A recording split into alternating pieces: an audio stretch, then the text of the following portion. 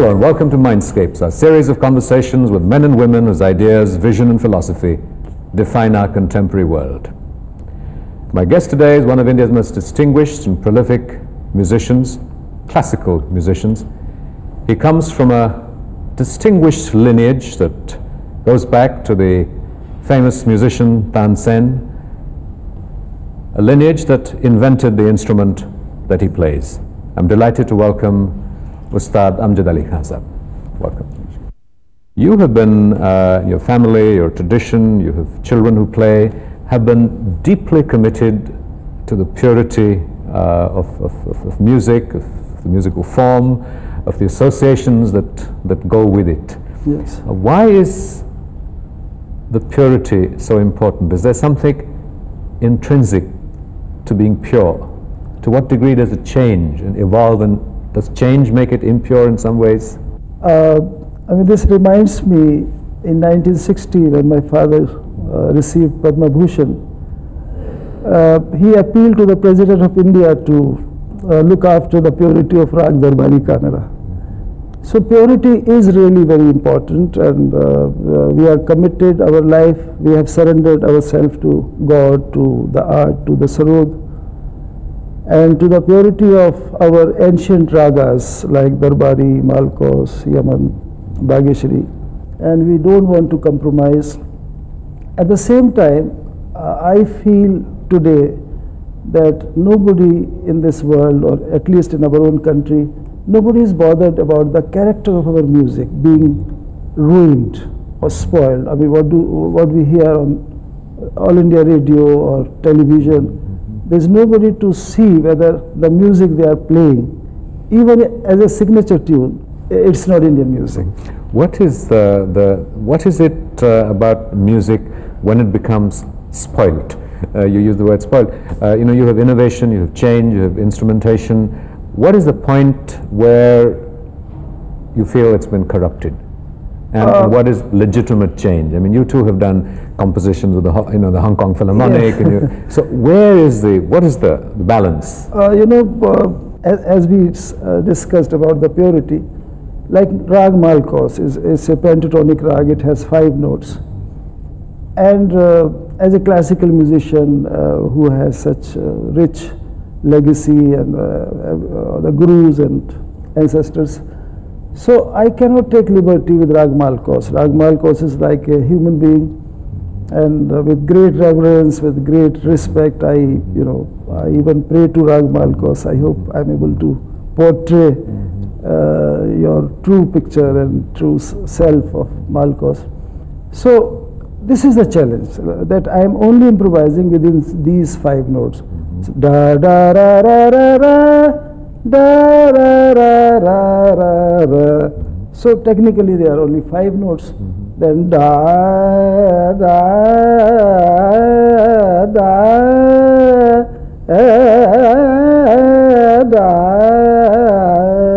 So there are so many expressions, but within these 5 notes, sometimes I do feel like adding another note, like da, da, da, da, da. It becomes something else, and maybe Rag Malkos will not approve of this. And the Rag Malkos, my father used to say that sometimes even a rag can curse you. If the rag gets disturbed, if you are not respectful, if you are not attentive. So that is why it's a great satisfaction when we listen to our recordings now. I mean, I wish earlier also we had tape recorders. We could not record so many great musicians. But now after the concert, because the concert cannot be repeated, I cannot play exactly the way I played yesterday. I mean, this concept, the whole Western world, they really don't understand even now, that we don't rehearse, we don't plan anything. Everything happens on the stage. And we have an oral tradition, we don't read music, we don't write music, we don't have conductor. And most of the time, I mean, my eyes are closed, and I think I am connected with some cosmic powers. Because when I listen to my music, many a times I can't believe that I did it. I think somebody else did it. And it is entirely with the blessings of gurus and my father, my mother, parents. Because music has to be appealing. That is the ultimate message. I mean, if my music is not appealing, or if somebody is not satisfied with my music, if somebody is unhappy with my concert, perhaps it is my fault, not the listener's fault. To what extent, when you play, are you conscious of the audience? The critics writing about you, one of the sort of qualities you have is this relationship with the audience, is what is perceived from the outside, and you've already articulated a sensitiveness to the audience. So to what degree do you get lost in your music, and how do you counterpoint that with being sensitive to the audience's response? You see, I very strongly feel that I am not available for everybody. I am not an entertainer.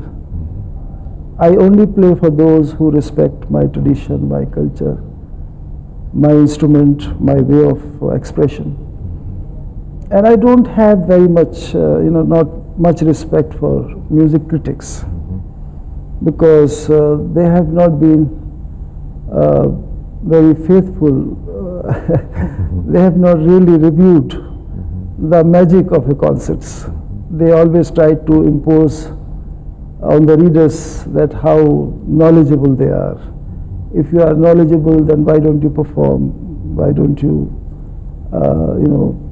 face the audience? It's very easy to write anything, but I don't think they have done a good service as a critic. Most of them, I mean, I know few people, they have always been very destructive. They always wrote negative things. So yes, articles, interviews, photographs, people, I mean, if 3,000 people, if they have approved a concert, if they have liked a concert, it is a successful concert. So, but in my life, I have never ever complained also, because I feel it is their way of life, writing, and my life is to keep on playing, singing, and giving my best. What I think is my best, I give. So what would you describe as the qualities of a good critic, and what might be the role of a critic? You see, unfortunately, most of the unsuccessful musicians became critics. So they feel frustrated, and they have often attacked on the people who are successful.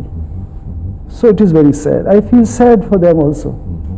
Every time I see them in a very bad shape, because they are always not getting good wishes from great people, whom people love.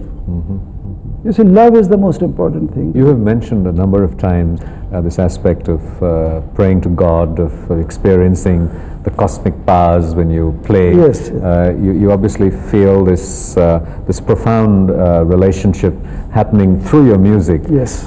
Is music then the God? Do you feel that the music is a means to something larger than itself?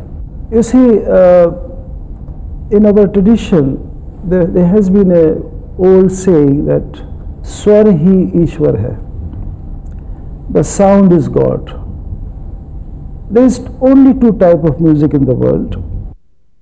One is based on literature, or poetry, or text. So you call that kind of music songs, or bhajan, kirtan, qawwali, ghazal, khayal, thumri, dadra, anything. The other kind of music is pure sound. Like when you are listening to a symphony, Western classical music, it's pure sound. Beethoven, Bach, Mozart, they dealt with pure sound. And I'm also dealing with pure sound. I just feel the sound. Words, yes, now I'm making music album, I'm dealing with words, I know songs. But the ecstasy of music is pure sound. Da, da, da, and it is almost like writing, you are when you are writing poetry, you are particular about comma, semicolon, full stop. In music also. Da, da, da, ra, da. So to experience, I mean, I would love to appeal to all the listeners of the world that when they listen to music, especially pure music like my Sarod or symphony or sarangi, while listening to any sound, you must listen with concentration. If you listen with concentration, you will receive all the positive effects of that sound and music. I know a lot of listeners, it has become a habit to have some sound at the background. The moment you enter your room, you switch on the music, but you are writing, you are eating, you are doing lots of other things. But I wish our music, especially Indian classical music, or listening to my Sarod, please listen to it with concentration. Then you will realize what the sound can do to the human, much more than yoga. Because yoga is a different science. There's no role of sound, but sound is most effective. Sound, now a lot of doctors, they are treating patients with music therapy. So I feel sad when people don't listen to music with concentration. You have sort of innovated in the sense that the Sarod is an innovation, relatively recent in the long tradition of Indian classical music. So I've just been wondering how you reconcile aspects of change and development in music. Yes. How do you reconcile aspects of development and change and evolution in music? You innovate, you bring a new dimension into the way you play the Sarod. Yes. And the aspect of purity that you had mentioned, that I can see, the purity as an intention of honesty, of respect, of reverence. Yes. But surely in some ways, development and change is an inevitable part of the process. And when do we consider change and innovation to be legitimate and good, and when do we consider it to be negative? For example, you have had to work with technology, the amplification of the sound, of records and CDs and cassettes, and each has a different sort of demand on you, makes accessible your music. So when does it become negative and when is it positive progress? What is the yardstick that you would use? You see, first of all, whatever, after a concert, whatever kind of music you are presenting, if you think you are doing a right thing, your conscience is, get the some kind of consent or approval. So that's the most important thing. As I said, that there's a tremendous difference between a popular musician or entertainer and a classical musician. Because whatever I am doing for the sake of music.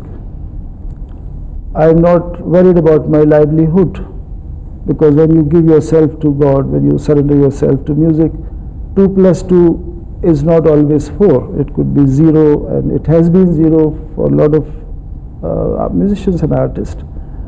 And it can be 1000 also. But one has to take this journey. You have to enter in this dark tunnel, first of all, and in the hope of sunshine someday, somewhere. You know how Sarod, if we talk only of Sarod,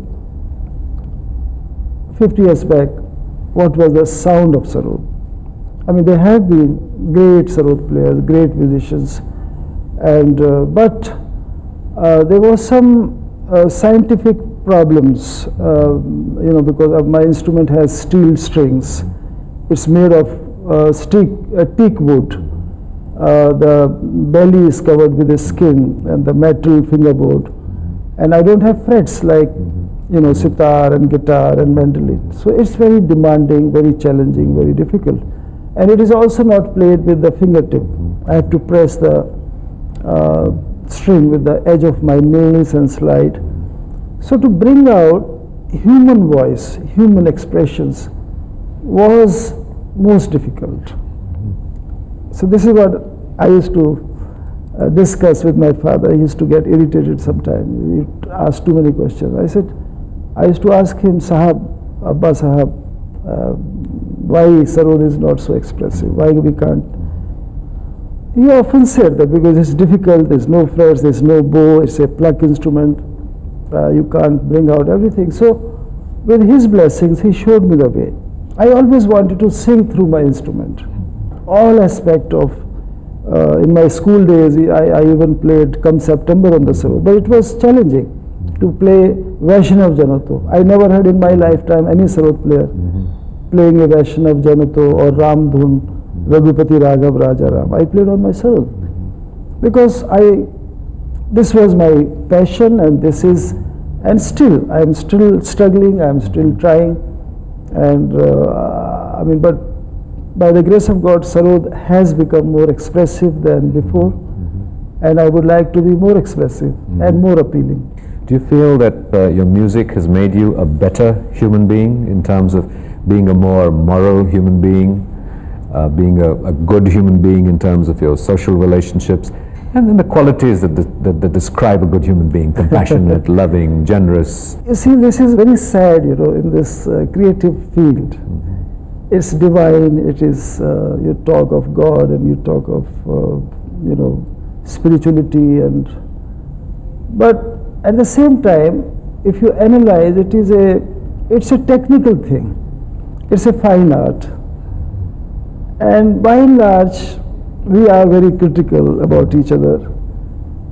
By and large, we are critical people. We are always looking faults at the other people. I mean, knowingly or unknowingly, you feel like saying, oh, somebody is not playing right, somebody is not singing right, the rag is not right, besura hai, wo betala hai. But at the same time, whoever is blessed by the Guru, whoever had the feeling of improving himself, or whoever has the feeling of I want to be improved, I'm trying to improve myself as a human being, as a musician. It's constant process. As I said, I'm not complete. I would like to be complete someday, one day. But if you are blessed by your Guru or by God, then you only see the good points of the others.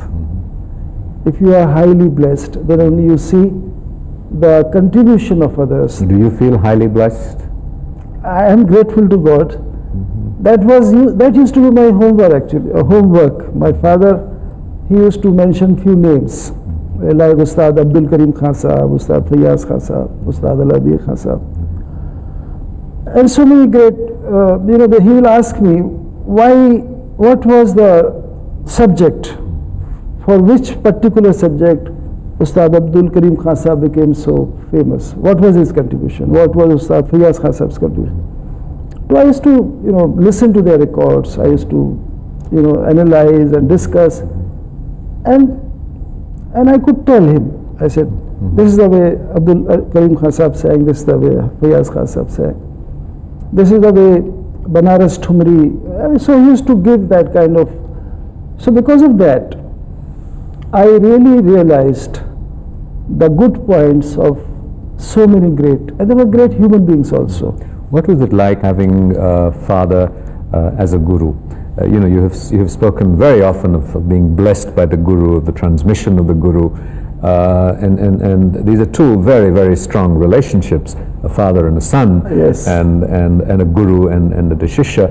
And I think that you have also drawn in our conversation many parallels to sort of what would be a more spiritual transmission between the Guru and the student. And the terminology, yes, Guru Shishya, applies to both traditions, the spiritual and the musical. So what was that like? It's difficult to describe, actually. It's all feelings, emotional, very sensitive feelings, because my father was very, very old when I think I was the last unexpected child to this world. So I had the benefit of that he was very kind and very affectionate. At the same time, you know, if I am not playing properly, he will shout, he will scream, and he will go out, or he'll ask me to go out. That happened, but very rarely. but from the very beginning in my life, I was made to feel that I'm the one who has to, carry forward the lineage, and I'm the Khalifa, and I'm this and that. So I was treated with great reverence right from my childhood. I mean, the greatest shock I had when I came to Delhi and went to the school, and somebody addressed me as "tu." "Tu kya kar raha hai?" That was so. I was not used to this language, because in our family we were always taught how to talk, how to sit, how to stand in front of seniors, and aap or ji. But "tu," only you talk to God, I think. Anyway, so my father, because he was my guru, but generally my elder brothers, my uncle, they were all like guru to me, because everybody taught me, they all loved me. And it was very rarely that directly my father ever took Sarod, but he always sang. I used to follow him, I used to listen to him, and he was so simple, innocent, that one day he's teaching me in Gwalior, in our same ancestral house, Sarodghar, and few people came around, 20, 30 people came to see him, and they were all waiting because he was teaching to me, and then he started singing to them. One song, two song, three song, four song, nearly 1.5 hours. Poor fellows, they were listening to him, and he was singing. He thought that they are, they appreciate music. Then quietly I told my father in his ear, I said, "Sahab, please ask them for what they have come." So then, "Oh yeah, I'm sorry, please tell me what can I do for you." So they had come to deliver an invitation card for their daughter's wedding, actually. So his life was always music, singing, playing, and talking about Rag, Ragini. So I'm really very fortunate that I could see that era, that time. I mean, my father was the heroes of 40s, actually, 40s, 50s. He was the contemporary of Abdul Karim Khan Sahab, Fayaz Khan Sahab, and Alawi Khan Sahab. You are, of course, now a guru and a father to your two sons who are performing. Yes. So what value has the relationship with your own father had in carrying forward this tradition? You see, fortunately, we don't have that kind of age difference what I had with my father. But at the same time, my elder son, Aman Ali Bangash, when he was born in 77, and he showed positive sign. I mean, I never forced, but I was always keen that they should enjoy, they must like the sound of Sarod. And then after 2 years, Ayan, my younger son, Ayan Ali Bangash, he came and he also showed positive sign. And from the very beginning, they started traveling with me, they started sitting on the stage, sometimes they were playing tambura.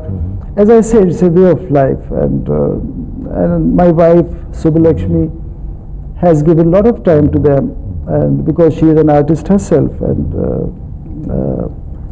so we both have given them a lot of time, and we were very keen that they should be very respectful, they should always receive blessings and good wishes from seniors.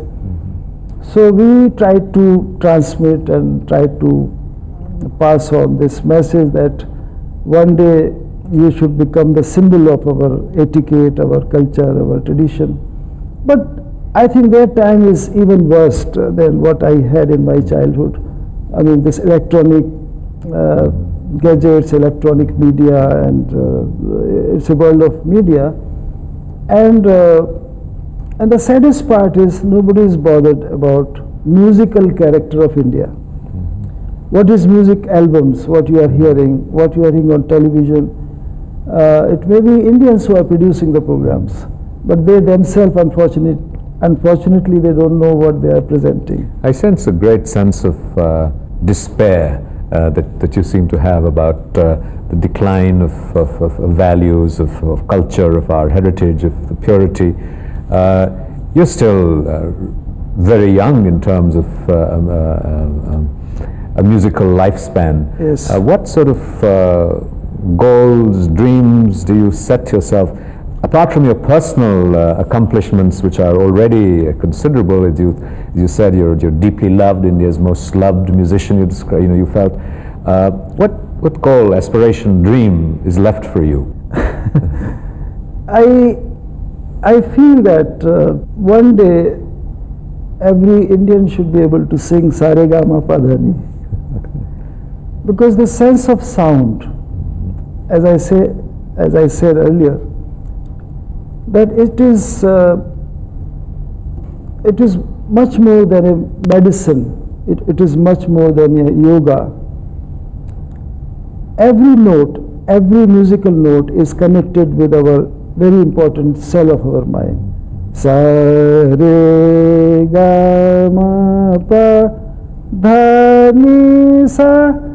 I mean, when we are singing a song, I mean, you are using the same notes, but you don't know what you are doing. You think you are singing a film song, you think you are singing a folk song, you think you are singing a song of Michael Jackson or Nusrat Fateh Ali Khan. But every song of any country is based on Do Re Mi Fa Sol La Ti or Sa Re Ga Ma Pa Dha Ni. But I wish that the human beings will realize these musical notes. I hope they should, or even musicians themselves. There are so many musicians, they are making music albums.